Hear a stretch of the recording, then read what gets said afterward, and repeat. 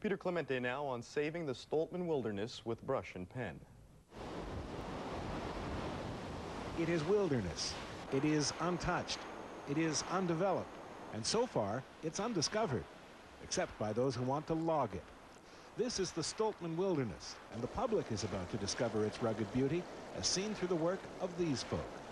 Close to 70 artists, painters, carvers, and sketch artists have set up camp in the Stoltmann. Their mission is to get inspired and to produce, to bring this place out here into the public consciousness through their art.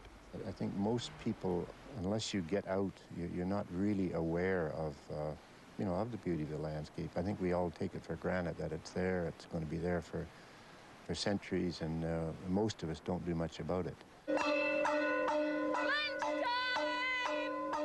The artists have all been invited here by the Western Canada Wilderness Committee.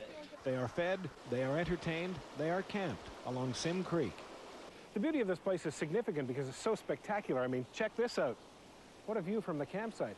It's also important because it's so accessible. This site is only 3 hours by car from Vancouver. Named after a young conservationist, the Stoltmann is 260,000 hectares of wilderness northeast of Vancouver. The area is made up of 4 river valleys, all of them unlogged so far.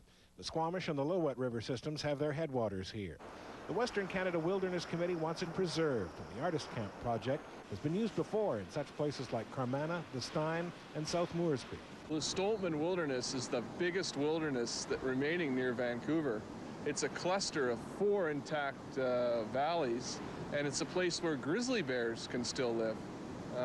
It's the best that we've got left.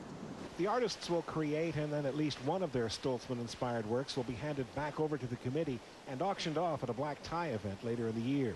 The money will raise funds. The event will raise awareness.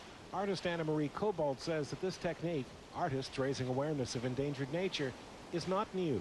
They say the reason that the French Impressionists did those lovely landscapes was at a time when France was becoming industrialized and the artists were going out and recording the fields and the landscape then, and you wouldn't know that the Industrial Revolution was really the motivating force behind some of those landscapes that people pay millions of dollars for now. Are you ever going to forget this experience? No, I'd do it again. I'd do it. If I had to donate 10 pieces, I'd do it. It's great. Good people, lots of camaraderie. Not only are the artists taking something from the camp away with them to be used for a greater purpose, but this group of 70 is going to leave some of its art behind as a kind of a token for the future.